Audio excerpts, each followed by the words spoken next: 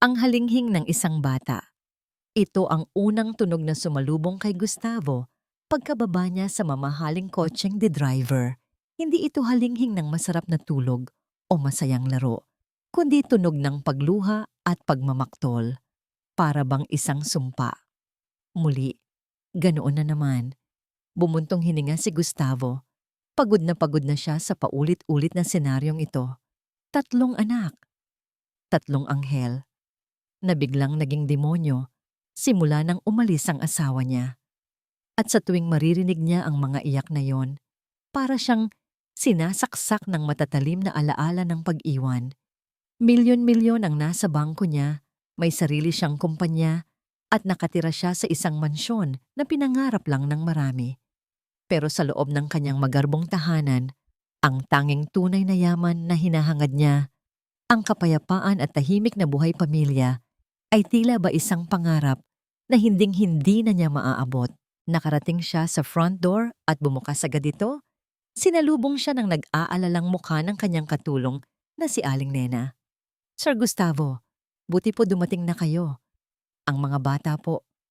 Hindi na pinatapos ni Gustavo ang sasabihin ni Aling Nena. Alam na niya. Umalis na naman ba ang yaya? Tanong niya, mas kalmado kaysa sa nararamdaman niya. Tumango si Aling Nena, halata ang pagkadismaya. "Opo, sir. Hindi na raw po kaya ang pagiging malikot ni Junior. Nagkalat na naman po sila sa sala. At si Baby Lily po, hindi tumitigil sa pag-iyak." Napahilot si Gustavo sa sentido. Pang-apat na yaya sa loob ng 2 buwan. Walang pinipiling presyo basta mapatahimik at mapabuti lang ang mga anak niya. Pero mukhang walang salapi ang makakabili ng pasensya at pagmamahal na kailangan ng mga ito. Pumunta siya sa sala. Ang dating malinis at maayos na espasyo ay ngayoy tila pinagdausan ng giyera ng mga laruan.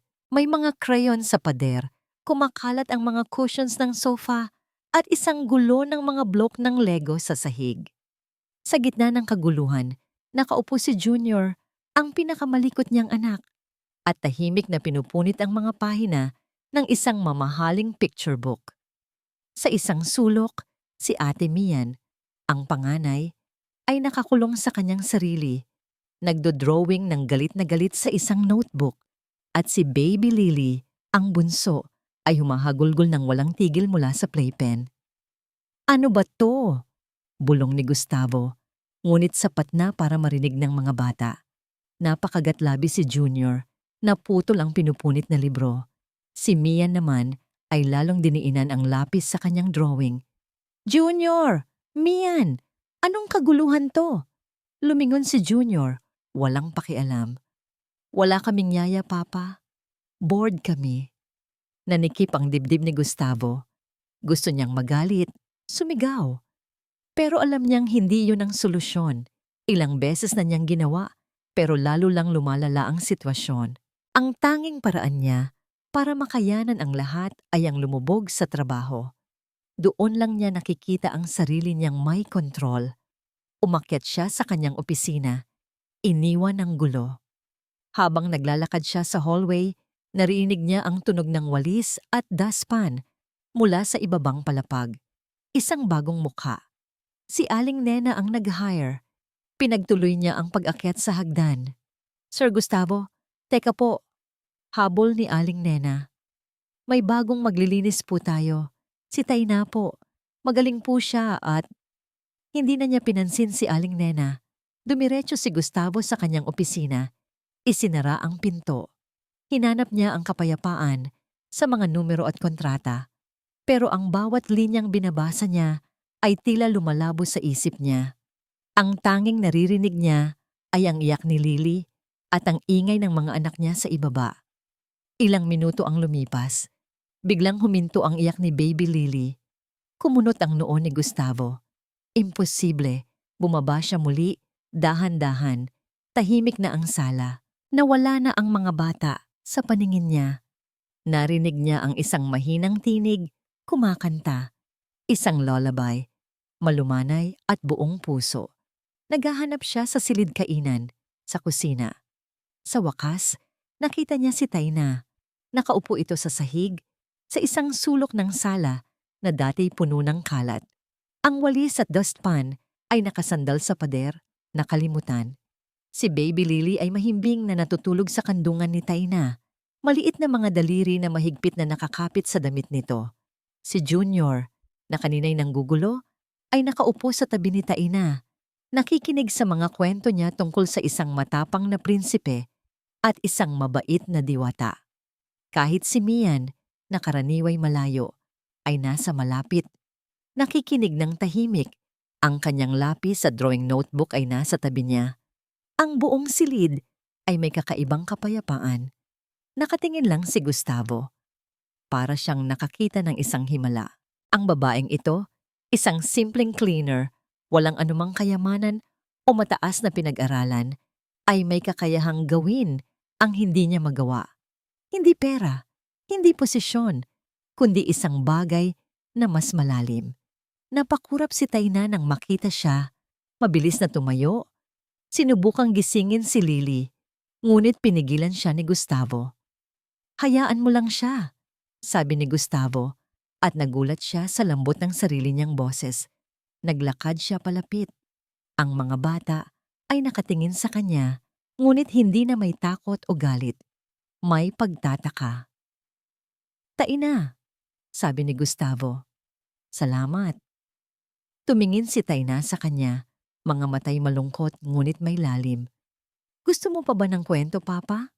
Tanong ni Junior, na dati hindi man lang nagsasalita sa kanya. Nagulat si Gustavo. "Hindi," sabi ni Junior. Bago pa man makasagot si Gustavo, "Gusto ko si Ate Taina ang magkwento. Mas magaling siya." Nagising si Baby Lily sa kanyang bisig at mabilis siyang nag-angat ng tingin kay Sir Gustavo.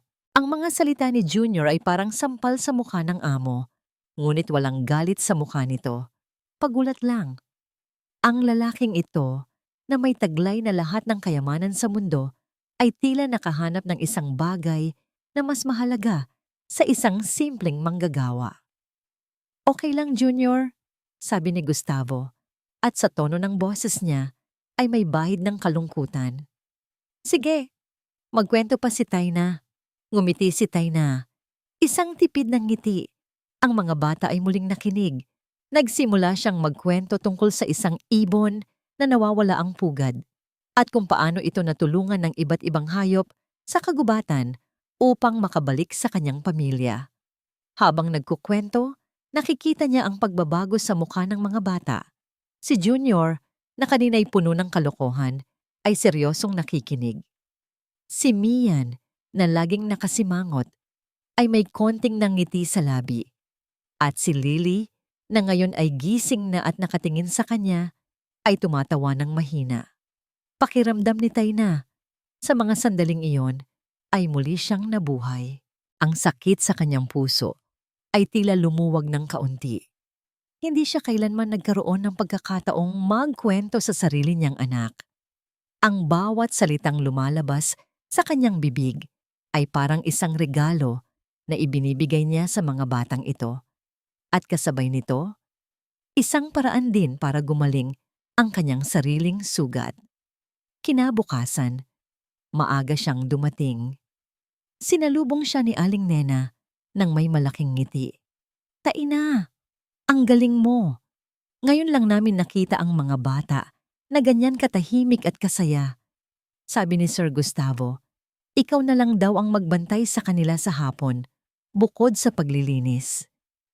Nagulat si Taina. Hindi niya inaasahan iyon. "Pero Aling Nena, ang trabaho ko po ay maglinis.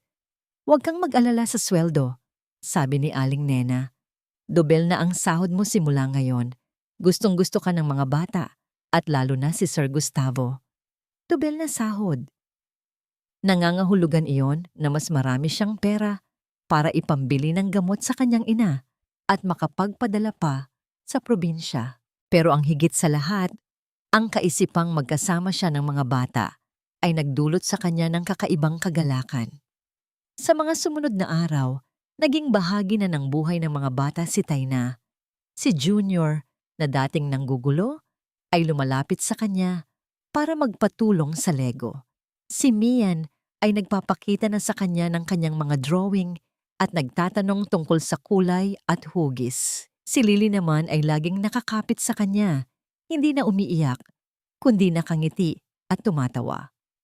Isang hapon, nakita ni Taina si Junior na naglilinis ng mga krayon na nakakalat sa sahig.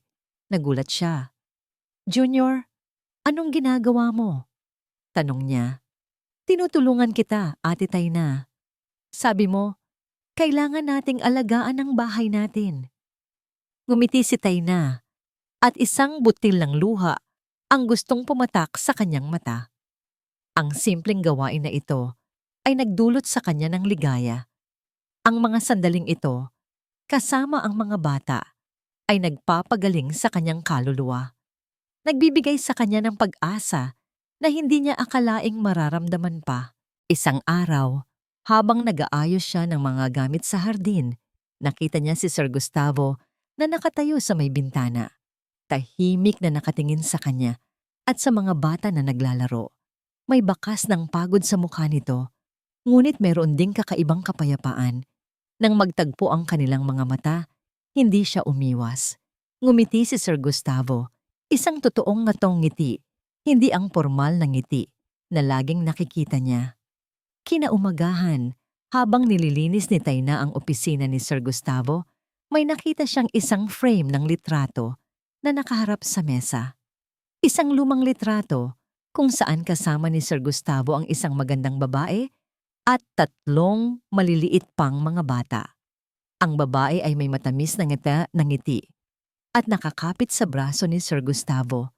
Hindi niya mapigilang titigan ang litrato. Ang kanilang pamilya. Bago magbago ang lahat, naramdaman niya ang matalim na kirot sa kanyang puso. Ang kanyang sariling pamilya. Ang kanyang anak. Napayuko siya at naramdaman niya ang unti-unting pag-init ng kanyang mga mata. Isang butil ng luha ang pumatak sa kanyang kamay. Malakas ang tunog ng pagbukas ng pinto. "Taina?" Mabilis na pinunasan ni Taina ang kanyang luha. Hindi niya kailanman gustong ipakita ang kanyang kahinaan. Lumingon siya. Nakita si Sir Gustavo na nakatayo sa pinto. May hawak na isang file. Nakita ni Sir Gustavo ang litrato sa mesa. Nakita rin niya ang pamumula ng mga mata ni Taina. Isang sandali ng katahimikan. "Okay ka lang, Taina?" tanong niya. At sa boses niya ay may bahid ng pag-aalala. Nakita ni Gustavo ang bakas ng luha sa mga mata ni Taina at ang mabilis nitong pagtago ng emosyon. Ang kanyang tingin ay napunta sa litrato ng kanyang pamilya, ang kanyang ex-wife at ang mga bata. Naramdaman niya ang isang matalim na kirot sa kanyang puso, hindi dahil sa litrato, kundi dahil sa sakit na nakita niya sa mukha ni Taina. "Opo, sir. Maglilinis lang po ako," sagot ni Taina. Pilit na pinatatag ang boses at mabilis na kinuha ang walis at dustpan. "Taina, mag-usap tayo sandali," sabi ni Gustavo. At sa tono ng boses niya ay may awtoridad na hindi niya karaniwang ginagamit sa kanya. Tumigil si Taina, ngunit hindi siya lumingon. "Alam kong mahirap ang buhay," patuloy ni Gustavo. Naglakad papalapit sa kanya. "Pero mukhang may dinadala ka. Kung kailangan mo ng tulong." Umiling si Taina. "Salamat po, sir, pero kaya ko po." "Alam ko kung paano mawalan," diretsong sabi ni Gustavo. Nagulat si Taina at unti-unting lumingon sa kanya. "Nawalan ako ng asawa, ng kapayapaan sa bahay na ito. Akala ko, mawawala na rin ang mga anak ko sa akin." Nagsalita siya ng may buong katapatan. Alam niyang may kung anong nakikita siya sa mga mata ni Taina na nagpapaalala sa kanyang sariling sakit. Nagkaroon ng mahabang katahimikan. "May anak po ako dati, sir." Mahina at halos pabulong na sabi ni Taina. "Isang lalaki. Namatay po siya sa aksidente." Nanikip ang dibdib ni Gustavo. Kaya pala, ang lalim ng kanyang kalungkutan, ang kanyang kakaibang pagmamahal sa mga bata. Naintindihan niya ngayon. "Patawad," sabi ni Gustavo. Ito ang unang pagkakataon na sinabi niya ang salitang iyon sa loob ng matagal na panahon at sa isang taong hindi niya kapamilya. Tumango si Taina at isang butil ng luha ang muling kumawala. Ngunit sa pagkakataong ito, hindi niya ito itinago. Sa mga sumunod na araw, naging mas malapit si Gustavo kay Taina. Hindi na lang siya ang amo at ito ang kanyang empleyado. Nakikipag-usap siya sa kanya tungkol sa mga bata, sa kanyang trabaho, at kung minsan, sa kanyang sariling mga problema. Natuto siyang ang magtiwala sa pananaw ni Taina, sa mga simpleng payo nito na mas epektibo pa kaysa sa mga high-profile counselor na kinuha niya. Isang hapon, naganap ang isang insidente na nagpabago sa lahat. Nasa pool area ang mga bata, kasama ang bagong yaya na kinuha ni Aling Nena. Abiji yaya na si Yaya Beth ay abala sa kanyang cellphone. Hindi pinapansin ng mga bata. Si Mien at Junior ay naglalaro sa mababaw na bahagi ng pool habang si Baby Lily na nakasuot ng floaters ay malapit sa gilid. Biglang, nadula si Baby Lily. Nahulog siya sa malalim na bahagi ng pool at dahil sa kanyang maliit na edad, hindi niya maibalanse ang kanyang sarili kahit may floaters. Lumulubog siya at umaangat, umiiyak. "Lily!" Sigaw ni Mian, ngunit si Yaya Beth, abala pa rin sa kanyang cellphone, ay hindi nakarinig. Nakita ni Taina ang pangyayari mula sa bintana ng kusina. Walang pag-aalinlangan, tumakbo siya palabas. "Lily!" Sigaw niya at tumalon sa pool kahit nakasuot pa siya ng kanyang uniform. Mabilis niyang nilangoy si Baby Lily at iniangat sa itaas ng tubig. Ang bata ay umubo, umiiyak at nanginginig. Sa mga sandaling iyon, kakababa lang ni Gustavo mula sa kanyang kotse. Nakita niya ang lahat. Ang pagtalo ni Taina, ang pag-iyak ni Lily, at ang walang pakialam na yaya na ngayoy nagulat na lang. Bumilis ang tibok ng puso ni Gustavo. Ito na naman ang takot na mawalan. Ang takot na maramdaman ang parehong sakit na ninaramdam niya nang umalis ang asawa niya. "Anong nangyari?" Sigaw niya, tumakbo papalapit sa pool. Mabilis na umakyat si Taina mula sa pool, yakap-yakap si Lily. Nag-aalalang-alala ang mukha niya. Basa ang buhok at damit. "Nadulas po siya, sir," sagot ni Taina habang pinapakalma si Lily. "Nakuha ko naman po agad." Nilapitan ni Gustavo si Yaya Beth. Ang yaya ay nanlulumo. "Bakit hindi mo nakita?" Galit na tanong ni Gustavo. "Anong ginagawa mo?" Walang masabi si Yaya Beth. "Pack your things," utos ni Gustavo. Ang boses ay puno ng galit at pagkadismaya. "You're fired." Umiiyak na umalis si Yaya Beth. Bumaling si Gustavo kay Taina. Nakita niya ang pagod sa mga mata nito, ngunit mayroon ding determinasyon. Ang mga anak niya ay umiiyak pa rin, pero hindi na dahil sa takot kundi sa pagkabigla. "Taina," sabi ni Gustavo at lumuhod sa harap niya, sa harap ng kanyang mga anak. "Salamat. Kung wala ka, hindi ko alam kung anong mangyayari." Umiling si Taina. "Trabaho ko po yan, sir." "Hindi," sagot ni Gustavo. Nakatingin ng direkta sa mga mata niya. "Ito ang higit pa sa trabaho. Ikaw lang ang nakakagawa nito. Ikaw lang ang kaya kong pagkatiwalaan." Naramdaman ni Gustavo ang isang biglaang realization. Ang babaeng ito, na naglilinis lang ng bahay niya, ay ang tanging taong makakapagbigay sa kanya ng kapayapaan at seguridad. "Taina," sabi ni Gustavo, at kinuha ang kamay niya. "Gusto kong maging parte ka ng pamilyang ito. Hindi bilang tagalinis. Gusto kong ikaw ang mag-alaga sa mga anak ko, ang maging kwangiya ng bahay na ito. Kung ano man ang kailangan mo, ibibigay ko." Tinitigan siya ni Taina. Ang kanyang mga mata ay puno ng pagtataka at gulat. Basa pa rin siya at nakayakap sa kanya si Baby Lily. Ang buong katawan ni Taina ay nanginginig. Ang alok ay hindi lang trabaho. Ito ay isang paanyaya sa isang mundo na hindi niya kailanman naisip na mapabilang. Isang mundo ng mga taong mayaman na may sarili nilang mga problema na kung saan siya, isang simpleng babae na nawalan ng lahat, ay maaaring maging kailangan. Isang takot ang biglang sumagi sa isip ni Taina. Ang takot na muling mawalan.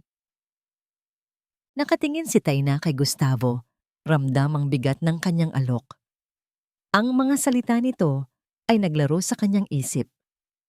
Gusto kong maging parte ka ng pamilyang ito. Para itong isang pangarap na hinding-hindi niya inaasahang mangyayari, lalo na sa kalagayan niya.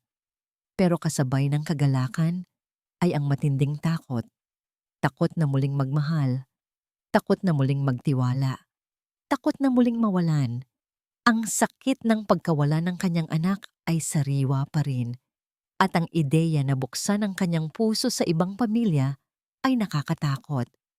Ngunit nang makita niya ang mga mata ng mga bata, lalo na si Baby Lily na nakayakap pa rin sa kanya, at ang pag-asa sa mga mata ni Gustavo, alam niyang hindi niya kayang tumanggi. Sige po, sir, mahina niyang sagot. Salamat po. Isang ngiti ang sumilay sa labi ni Gustavo. Isang nangiting matagal na niyang hindi nakita. Para bang nabunutan ito ng tinik. Mula noon, nagbago ang buhay ni Taina. Hindi na siya isang simpleng tagalinis, kundi ang pinagkakatiwalaang ate Taina ng mga bata at ang manager ng tahanan ni Gustavo. Doble, triple at kalaunan ay halos 5 beses ang kanyang sahod. Nabibili na niya ang lahat ng gamot ng kanyang ina at nakakapagpadala pa ng sapat sa probinsya. Ngunit ang pinakamahalaga ay ang kaligayahan na nakikita niya sa mga mata ng mga bata. Si Junior ay naging mas responsable, si Mian ay naging mas bukas, at si Baby Lily ay laging nakangiti at tumatawa.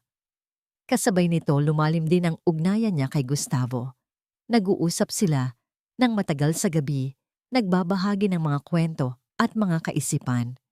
Nalaman niya ang pagsubok na pinagdaanan ni Gustavo nang umalis ang asawa nito, ang takot na nawalan ito ng lahat. Naramdaman niya ang simpatiya at pag-unawa. Isang araw, habang naghahanda sila ng hapunan para sa mga bata, hindi sinasadyang nahawakan ni Gustavo ang kamay niya. Isang maliit na kuryente ang dumaloy sa kanilang dalawa.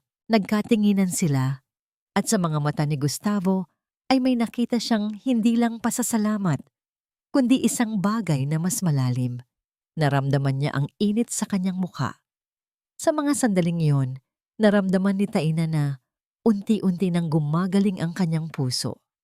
Unti-unti na siyang nagbubukas sa posibilidad ng muling magmahal. Ngunit ang kapayapaang iyon ay hindi nagtagal. Isang hapon, habang naglalaro ang mga bata sa hardin, may biglang pumasok na isang itim na kotse sa driveway. Isang magandang babae ang bumaba, nakasuot ng mamahaling damit at may matinding ayos.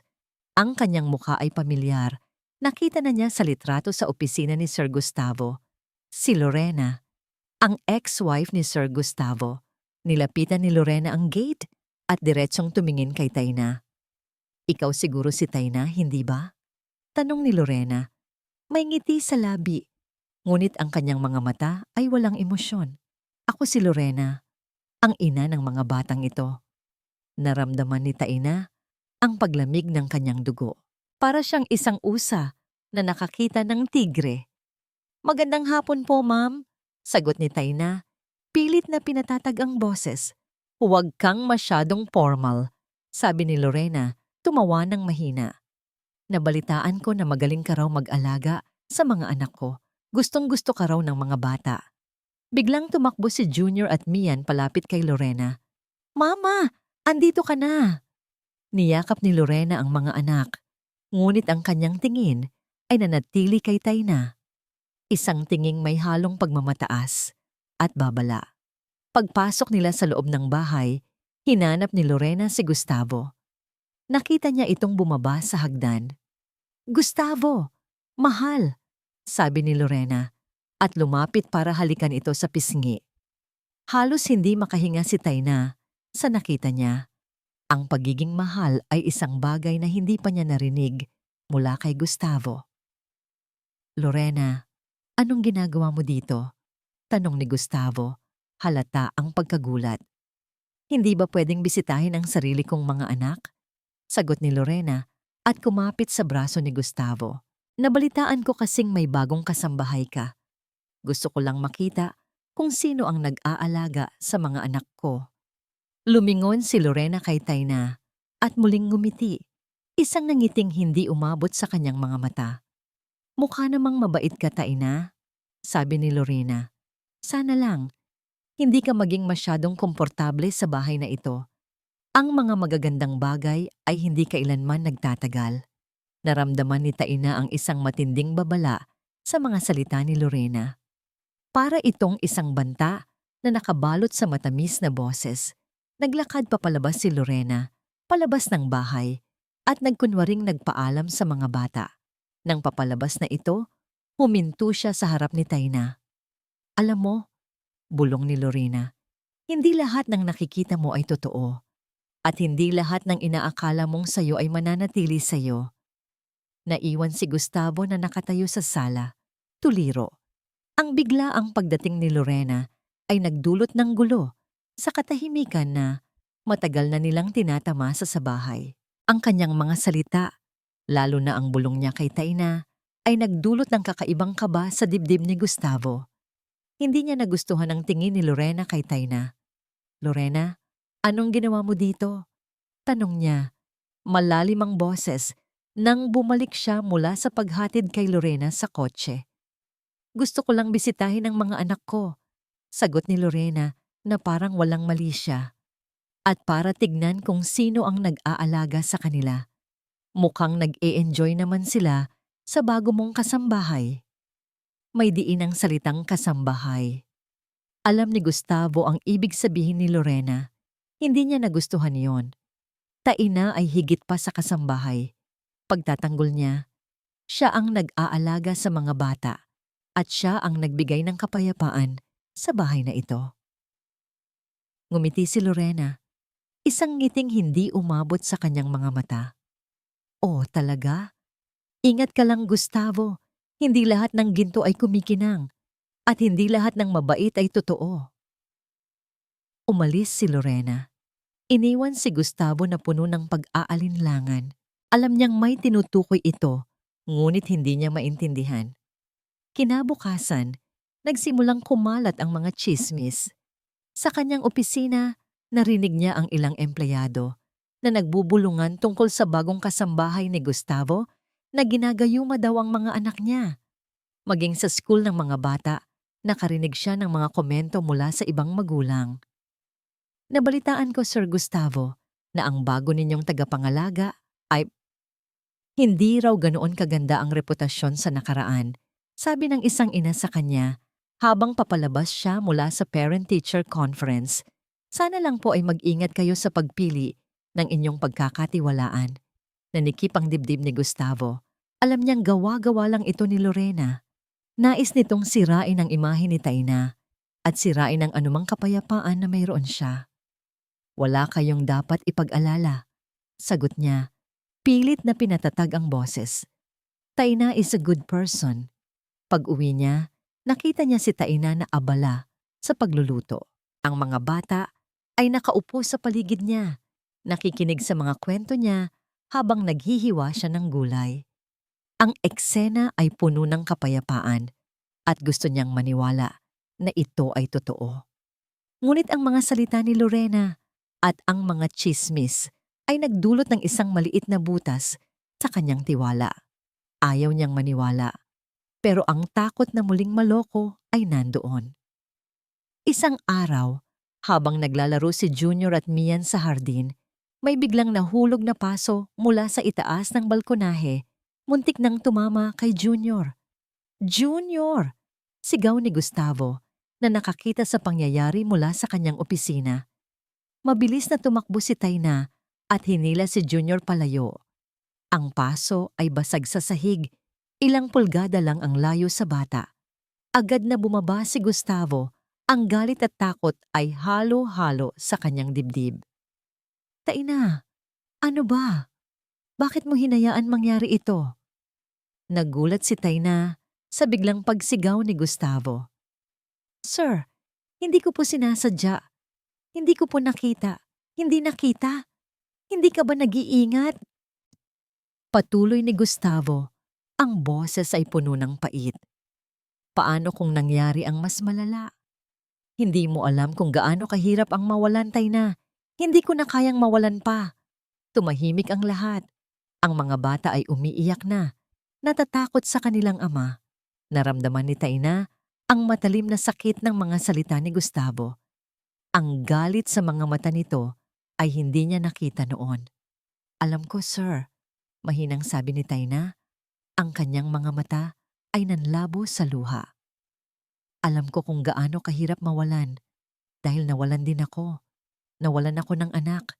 Hindi mo naiintindihan ang sakit ko. Nagulat si Gustavo.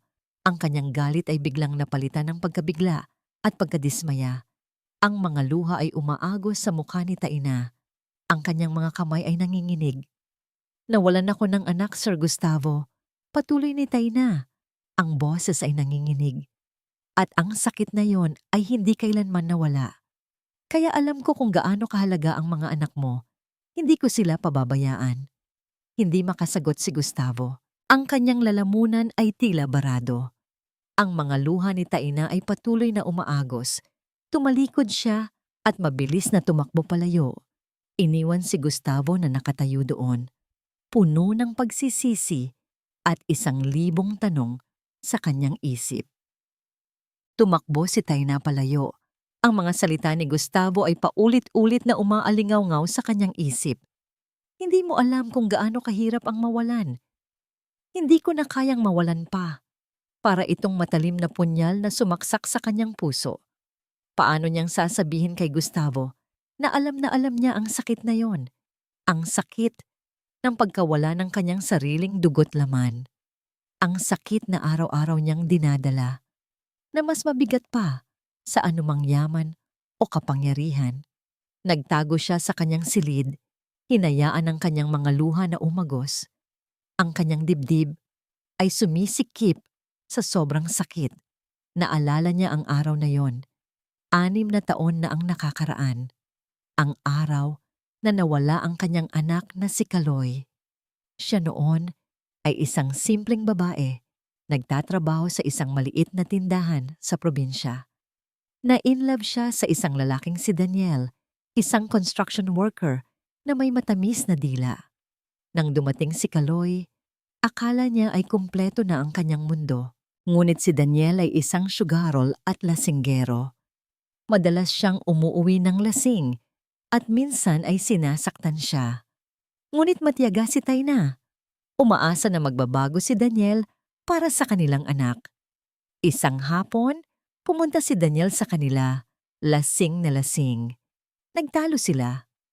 Nakiusap si Taina na tigilan na niya ang pagsusugal at pag-inom para kay Kaloy. Ngunit galit na galit si Daniel. Umalis ka na lang kung ayaw mo sa akin. Sigaw ni Daniel.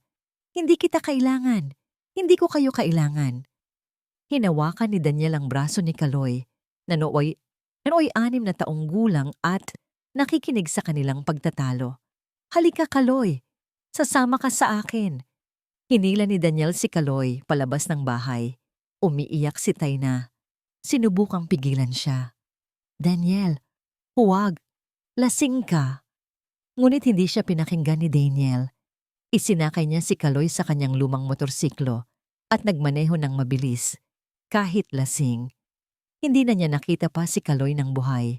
Ang motorsiklo ay bumangga sa isang truck. Si Daniel ay sugatan lang, ngunit si Kaloy, wala na. Napakasakit. Napakasakit. Ang pagkawala ng kanyang anak ay nagwasak sa kanya.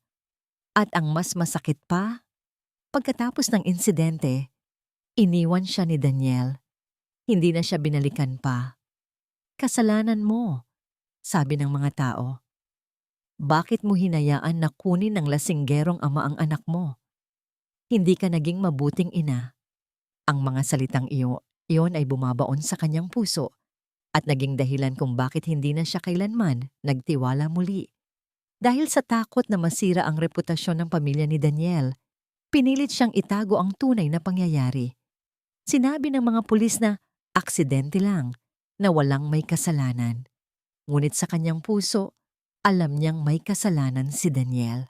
At ngayon, si Gustavo, ang lalaking nagbigay sa kanya ng pag-asa, ay sumigaw din sa kanya ng parehong sakit. Habang umiiyak siya, narinig niya ang katok sa kanyang pinto. "Taina, mag-usap tayo please." Boses ni Gustavo. Hindi siya sumagot. "Patawad, Taina. Hindi ko sinasadya ang mga sinabi ko. Nag-alala lang ako kay Junior. Pero alam kong mali ako. Alam kong alam mo ang sakit. Patawad." Naramdaman ni Taina ang sinseridad sa boses ni Gustavo. Ngunit ang kanyang puso ay sarado. "Pakiusap, Taina. Mian and Junior are asking for you. Lily is crying." Nais niyang buksan ang pinto, yumakap sa mga bata. Ngunit ang takot ay mas matindi. Ang takot na muling saktan. Ang takot na muling mawalan. Narinig niya ang mga yabag ni Gustavo na palayo. Ilang oras ang lumipas. Ang kanyang cellphone ay umilaw. Isang mensahe mula kay Sir Gustavo. "Taina, hindi ko man maintindihan ang buong sakit mo, pero alam kong mabuting tao ka. Huwag kang mag-alala sa mga nangyari. Ang mahalaga, ligtas ang mga bata. Sana, bigyan mo ako ng pagkakataong ayusin ito." Ang mga salita ay nagdulot ng isang maliit na kislap ng pag-asa sa kanyang puso. Samantala, sa isang malayong sulok ng syudad, si Gustavo ay nakaupo sa harap ng kanyang computer. Kinausap niya ang kanyang pribadong investigador. "Gusto kong malaman ang lahat tungkol sa nakaraan ni Taina." Utos niya. Ang lahat, lalo na ang tungkol sa kanyang anak. May naramdaman akong mayroong hindi tama sa sinabi niya. Parang may itinatago siya. Makalipas ang ilang oras, nakatanggap si Gustavo ng isang report. Isang file na may lumang balita tungkol sa isang aksidente sa motorsiklo kung saan namatay ang isang batang lalaki na 6 na taong gulang. Ang ama ng bata ay nakainom at ang kasintahan nito, si Taina, ay iniwan. Ngunit may isang detalye na nagpatindig ng balahibo ni Gustavo. Ang pangalan ng pulis na humawak sa kaso ay isang pamilyar na pangalan. Isang pangalan na narinig niya mula kay Lorena. "Hindi," bulong ni Gustavo. "Hindi ito maaari." Mayroong kung anong kadiliman sa likod ng lahat ng ito. Nakatingin si Gustavo sa monitor ng kanyang laptop. Ang bawat salita sa report ay parang suntok sa kanyang dibdib. Ang pangalan ng pulis na humawak sa kaso ni Taina, si Pulis Morales, ay siya ring pangalan ng taong madalas banggitin ni Lorena noon. Ang taong yun daw ang kaibigan niya at malaking tulong sa mga problema niya. Nanginginig ang kanyang mga kamay. Naramdaman niya ang isang lamig na dumaan sa kanyang katawan. Para bang may isang malaking piraso ng puzzle ang biglang nabuo sa kanyang isip at ang larawan ay nakakatakot. Hindi lang ito tungkol sa nakaraan ni Taina. Ito ay konektado sa kanya. Mabilis, utos niya sa kanyang investigador sa telepono. "Gusto kong malaman ang lahat ng koneksyon ni Lorena kay Pulis Morales at sa lalaking kasama ni Taina noon, si Daniel." Sa mga sumunod na oras, nalaman ni Gustavo ang katotohanan. Si Daniel ang ama ni Kaloy at ang lalaking kasama ni Taina ay dating tauhan ng isang construction company na may koneksyon sa negosyo ni Lorena. Si Pulis Morales naman ay dati nang tinutulungan ni Lorena sa mga small favors kapalit ng pera, lalo na noong mga panahong may gulo ang kanilang kasal. Ang mas nakakagulat, nalaman niya na si Lorena mismo ang nagrekomenda kay Taina, kay Aling Nena. Hindi ito dahil sa kabaitan, kundi dahil meron siyang masamang motibo. Bumalik ang lahat ng alaala sa isip ni Gustavo. Ang pag-alis ni Lorena, hindi lang basta umalis, kundi kinuha rin ang malaking halaga mula sa kanyang kumpanya. Ang mga salita ni Lorena na, "Ingat ka lang, Gustavo. Hindi lahat ng ginto ay kumikinang. Ang kanyang mga pagtatangka na guluhin ang relasyon ni Gustavo sa mga bata at ang mga chismis na kumakalat tungkol kay Tayna. Isang matinding galit ang biglang sumiklab sa dibdib ni Gustavo. Hindi lang siya niloko ni Lorena. Ginawa niya ring bahagi ng kanyang masamang plano si Tayna. Tumayo siya, determinado. Kailangan niyang harapin si Lorena. Kailangan niyang malaman ang buong katotohanan. Agad siyang pumunta sa bahay ni Lorena. Nandoon si Lorena, nakaupo sa kanyang sala, nagbabasa ng magazine. Ang kanyang mukha ay kalmado, ngunit may bakas ng pilyang ng ngiti sa labi niya nang makita siya. "Gustavo, anong ginagawa mo dito?" tanong ni Lorena, kunwari nagulat. "Huwag ka nang magpanggap, Lorena," diretsong sabi ni Gustavo, at inihagis sa mesa ang mga dokumentong hawak niya. "Alam ko na ang lahat. Alam kong ikaw ang may pakana ng lahat ng ito. Ang pagkawala ng pera sa kumpanya, ang pagkalat ng tsismis, at ang koneksyon mo sa nakaraan ni Tayna." Nawala ang ngiti sa labi ni Lorena. Ang kanyang mga mata ay naningkit. "Paano mo nalaman?" tanong niya. Ang boses ay matigas. "Hindi na mahalaga kung paano ko nalaman," sagot ni Gustavo. "Ang mahalaga, alam ko na, ginagamit mo si Tayna para sirain ako." "Bakit, Lorena? Bakit mo ginagawa ito?" Tumayo si Lorena, lumapit sa kanya, at tumawa ng malakas. "Dahil sinira mo ako, Gustavo?" sigaw ni Lorena. "Kinuha mo ang lahat sa akin. Pinagkait mo sa akin ang kalayaan. Ang yaman mo ay kulungan. Gusto kong maramdaman mo ang sakit na naramdaman ko. Gusto kong mawalan ka ng lahat. Kaya sinadya mong ilagay si Tayna sa bahay ko?" tanong ni Gustavo. Ang boses ay puno ng galit. "Para gamitin siya laban sa akin? Alam mo ba ang nangyari sa anak niya, Lorena? At konektado ka sa taong nagdulot noon." Ngumiti si Lorena, isang nakakakilabot na ngiti. "Maaaring," sabi ni Lorena. "Gusto ko lang na may maramdaman kang sakit at nakita kong may koneksyon si Tayna sa'yo. Gusto kong makita kung gaano ka kahanda na protektahan ang mga taong mahalaga sa'yo." Napaatras si Gustavo. Ang babaeng mahal niya noon ay naging isang halimaw. "Umalis ka sa buhay ko, Lorena," sabi ni Gustavo. Ang kanyang boses ay nanginginig sa galit. "Kung hindi, isasampa ko sa iyo ang lahat ng kaso. Hindi lang ang pagnanakaw sa kumpanya, kundi pati na rin ang paggamit sa mga bata at pagmaniobra sa buhay ni Tayna." Ngumiti si Lorena. "Gawin mo, Gustavo. Pero huli na ang lahat. Naisara ko na ang mga loopholes. Walang makakapagpatunay na may kasalanan ako. At ngayon, sisiguraduhin kong mawawala sa iyo ang lahat. Pati na si Tayna." Iniwan ni Gustavo si Lorena. Ang kanyang puso ay puno ng sakit at galit. Kailangan niyang kausapin si Tayna. Kailangan niyang sabihin sa kanya ang buong katotohanan. Nagmaneho siya pabalik sa bahay. Ang kanyang isip ay gulong-gulo. Paano niya sasabihin kay Tayna na ang babaeng nagdulot ng kamatayan ng kanyang anak ay may connection kay Lorena? Paano niya sasabihin na ang kanyang minamahal ay naging biktima ng kanyang ex-wife? Pagkarating niya sa bahay, hinanap niya si Tayna. Nakita niya itong nasa hardin, nakaupo sa isang bangko, nakatingin sa malayo. "Tayna!" tawag niya. Lumingon si Tayna. Ang kanyang mga mata ay malungkot pa rin. Lumapit si Gustavo sa kanya at lumuhod.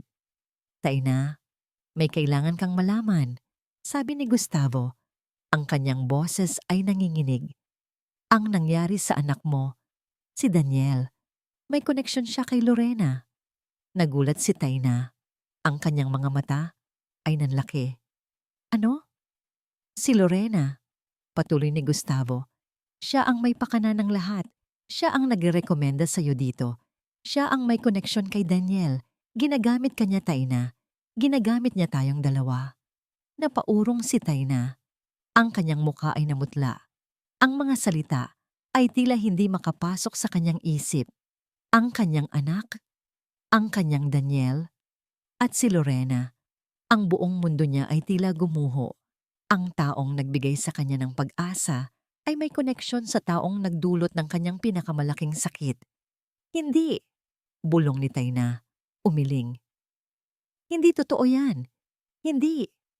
Tumayo siya, tumingin kay Gustavo nang may galit at pagtataksil. Niloloko mo lang ako, sabi ni Tayna, ang kanyang boses ay nanginginig. Kaya pala bigla kang naging mabait sa akin. Dahil parte ako ng laro ninyo? Nagpapanggap ka lang. Taina, hindi. Pagtatanggol ni Gustavo, susubukang hawakan ang kamay niya. Ngunit inilayo ni Tayna ang kamay niya. Layuan mo ako. Ayaw kong makita ka. Lahat kayo ay nagsisinungaling. Lahat kayo ay nagdulot ng sakit sa akin. Umalis si Tayna. Tumakbo palayo. Iniwan si Gustavo na nakaluhod sa hardin. Ang kanyang puso ay dinudurog. Tumakbo si Tayna palayo. Ang mga salita ni Gustavo ay parang lason na kumakalat sa kanyang isip. Lorena, Daniel, aksidente. Lahat sila ay konektado. Ang buong mundo niya ay nagbago sa isang iglap. Ang pagtitiwala na unti-unti niyang binubuo ay biglang naglaho, napalitan ng sakit at pagtataksil. Naramdaman niya ang init ng mga luha sa kanyang mukha. Hindi lang dahil sa galit, kundi dahil sa matinding kirot ng puso. Ang pag-asa na naramdaman niya sa pamilya ni Gustavo ay biglang naging abo. Paano niya nagawang magtiwala muli? Paano niya nagawang maniwala sa isang lalaki na may kaugnayan sa kanyang pinakamalaking bangungot? Tumigil siya sa pagtakbo nang makarating siya sa labas ng gate ng mansyon. Hiningal siya. Ang kanyang dibdib ay masakit.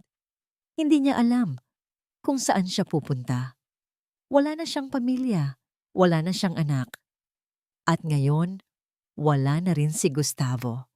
Ang kanyang sariling pamilya ay nawala dahil sa isang masamang tao. At ngayon, ang pamilyang ito na unti-unti niyang minamahal ay nawawala rin dahil sa koneksyon sa taong yon. Hindi ko na kaya. Bulong niya sa hangin. Ayoko nang masaktan. Naglakad siya ng walang direksyon. Ang kanyang isip ay gulong-gulo. Gusto niyang maglaho. Gusto niyang mawala ang lahat ng sakit. Sa mga sumunod na araw, bumalik si Tayna sa kanyang dating buhay. Nagtrabaho siya bilang ordinaryong cleaner sa ibang bahay, malayo sa mansyon ni Gustavo. Pilit niyang kinalimutan ang lahat ng nangyari. Ang mga ngiti ng mga bata. Ang mga malalim na pag-uusap nila ni Gustavo. Ang pag-asa. Ngunit hindi niya magawa. Ang bawat ngiti ng isang bata na nakikita niya ay nagpapaalala kay Lily. Ang bawat laro ng Lego ay nagpapaalala kay Junior. Ang bawat sining ay nagpapaalala kay Mian. At ang bawat bakas ng pagod sa mukha ng isang ama ay nagpapaalala kay Gustavo. Samantala, lumabas ang balita. Si Lorena, kasama ang kanyang abogado, ay nagsampa ng kaso laban kay Gustavo.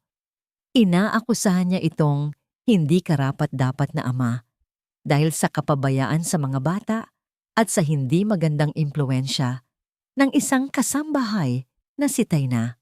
Nakita ni Tayna ang balita sa telebisyon habang naglilinis siya sa isang bahay. Ang mukha ni Lorena ay kalmado, ngunit ang kanyang mga mata ay nanlalamig. Tinawag niya si Gustavo na isang abusadong asawa at sinabi niyang sinasaktan daw ni Gustavo ang mga bata. Ang mga bata ay dapat nasa akin, sabi ni Lorena sa interview.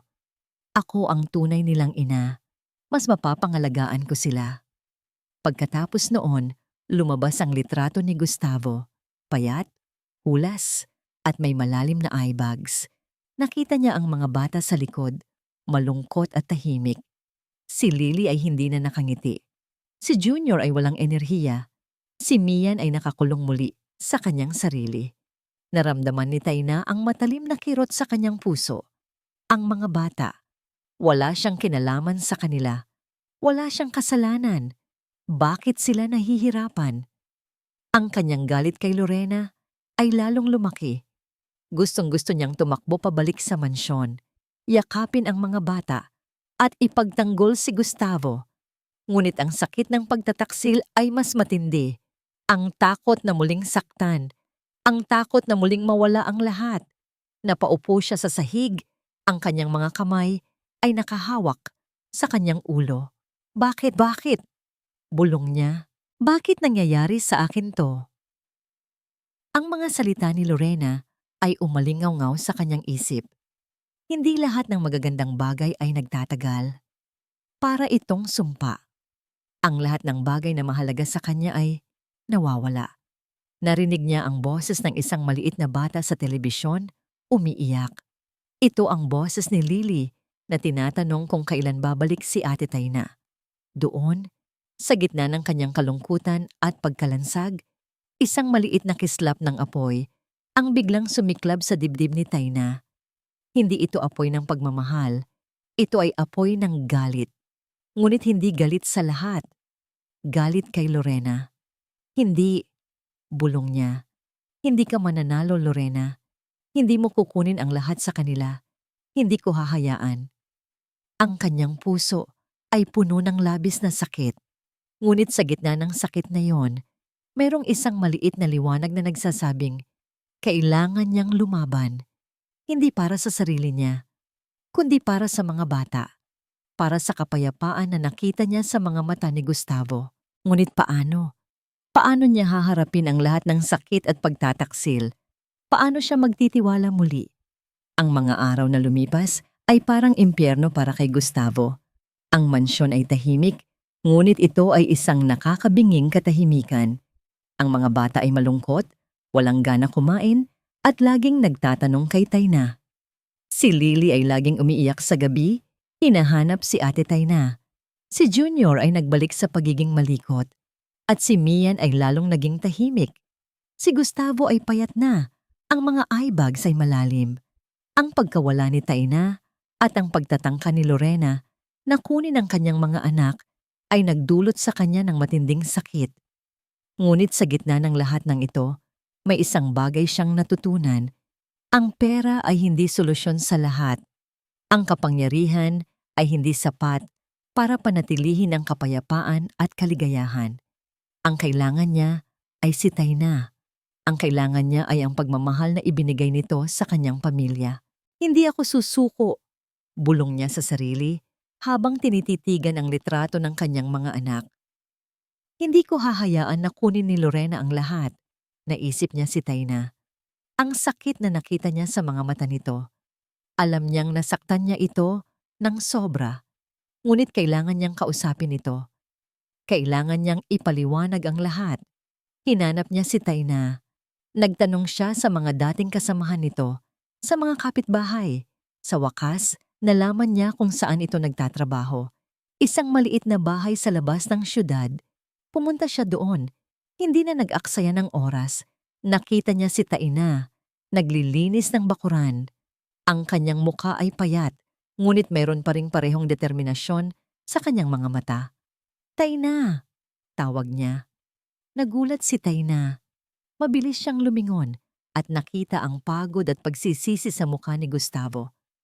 Sir Gustavo, sabi ni Tayna. Ang kanyang boses ay malamig. Tayna, kailangan nating mag-usap, sabi ni Gustavo. Lumapit sa kanya. Alam kong nasaktan kita. Alam kong nagkamali ako. Pero kailangan mong maniwala sa akin. Hindi ko sinasadya. Hindi mo sinasadya? Tanong ni Tayna. May halong pait sa kanyang boses. Ang paggamit sa akin para sa sarili mong problema? Ang paglihim ng katotohanan na may connection si Lorena sa pagkamatay ng anak ko? Hindi, Tayna. Hindi ganoon. Pagtatanggol ni Gustavo. Hindi ko alam ang lahat ng koneksyon. Nalaman ko lang nang mag-imbestiga ako. Gusto ko lang protektahan ka. Gusto ko lang protektahan ang mga anak ko.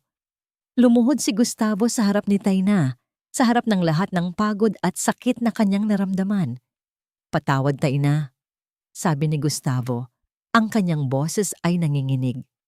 Patawad dahil hindi ko agad nalaman ang lahat. Patawad dahil nasaktan kita. Pero kailangan ka namin. Kailangan ka ng mga bata. Kailangan kita. Nakatingin lang si Tayna sa kanya. Ang kanyang mga mata ay puno ng luha. Hindi ko alam kung paano magtitiwala muli. Mahina niyang sabi, "Bigyan mo ako ng pagkakataon, Tayna." Pakiusap ni Gustavo.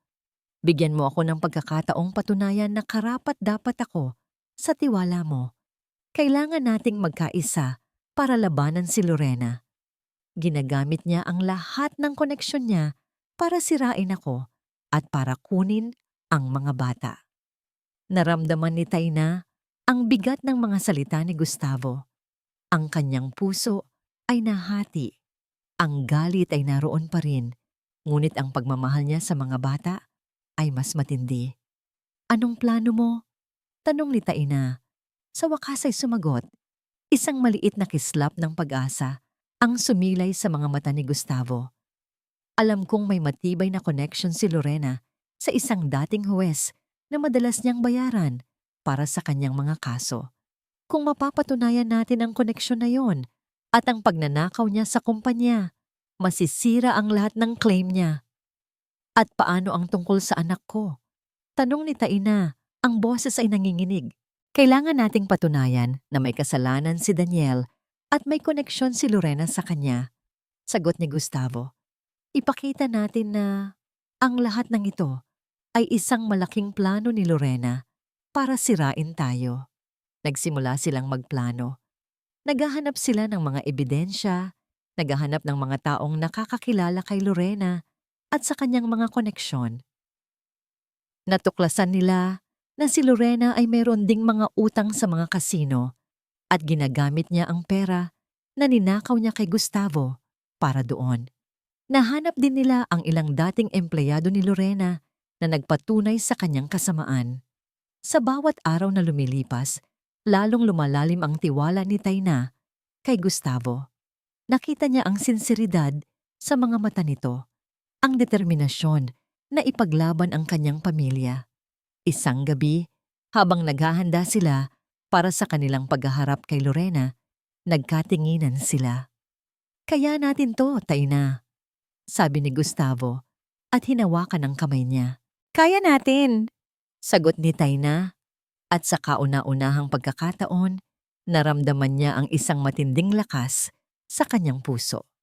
Ang pagmamahal niya sa mga bata at ang pagmamahal na unti-unti niyang nararamdaman para kay Gustavo ay naging kanyang gabay.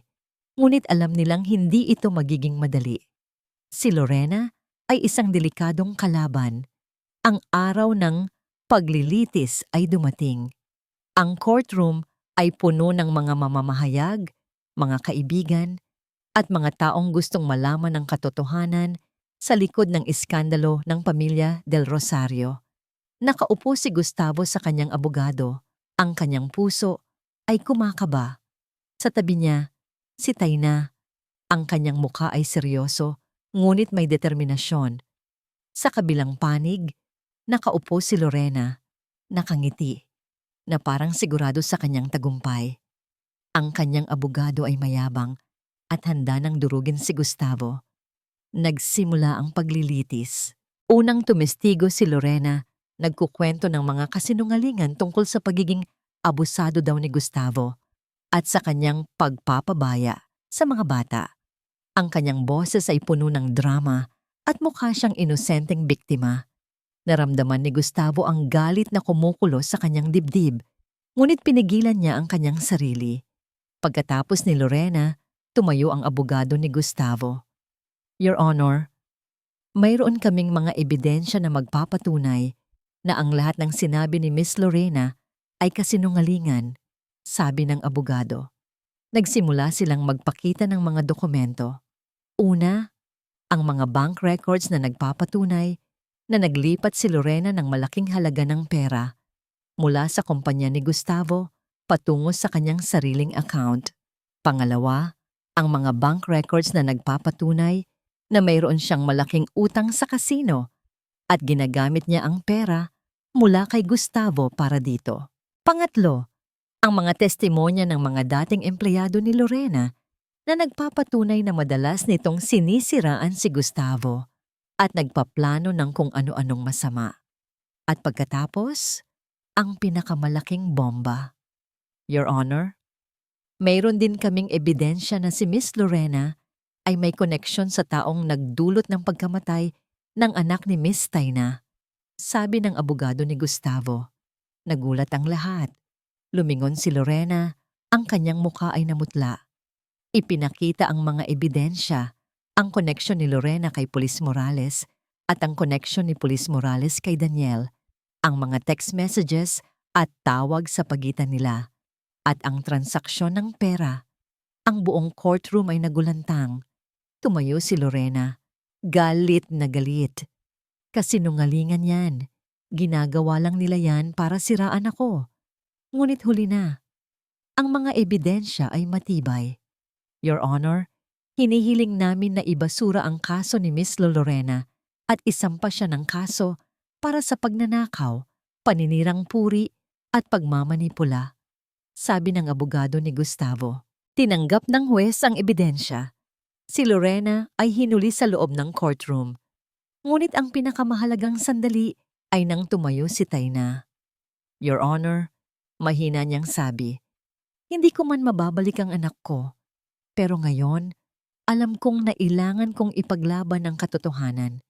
Hindi lang para sa akin, kundi para sa mga bata. Sila ang naging dahilan kung bakit ako lumaban.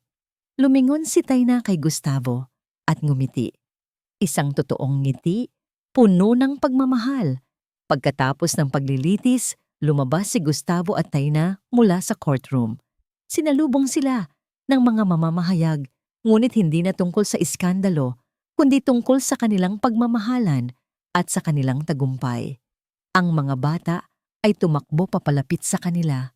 Niyakap nila si Taina ng mahigpit. Ate Taina, akala namin hindi ka nababalik. Sabi ni Lily, umiiyak.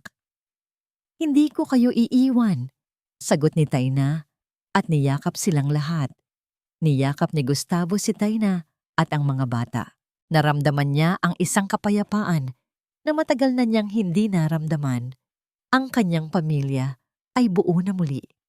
Hindi ito ang perpektong pamilya na inaakala niya noon, kundi isang pamilya na binuo mula sa sakit, pag-unawa at pagmamahal. Pagkalipas ng ilang buwan, naging normal na muli ang buhay nila. Si Taina ay naging ganap na bahagi ng pamilya Del Rosario. Hindi na siya tagapangalaga lang, kundi isang ina sa mga bata at isang asawa kay Gustavo. Nagtayo sila ng isang foundation para sa mga batang biktima ng kapabayaan at pang-aabuso bilang pagpupugay sa anak ni Taina. Isang araw, habang nakaupo sila sa hardin, kasama ang mga bata na naglalaro, hinawakan ni Gustavo ang kamay ni Taina. Salamat, Taina, sabi ni Gustavo. Salamat sa pagpapagaling sa akin. Salamat sa pagbibigay ng pag-asa sa akin. Salamat sa pagmamahal mo. Ngumiti si Taina. Salamat din, Gustavo. Salamat sa pagtitiwala. Salamat sa pagbibigay sa akin ng pamilya. Salamat sa pagbibigay sa akin ng pag-ibig. Ang pagmamahal nila ay hindi binuo sa pera o sa posisyon. Ito ay binuo sa pag-unawa, sa pagpapatawad, sa paglaban sa lahat ng pagsubok, at sa pagtanggap na ang tunay na yaman ay nasa puso, hindi sa bulsa.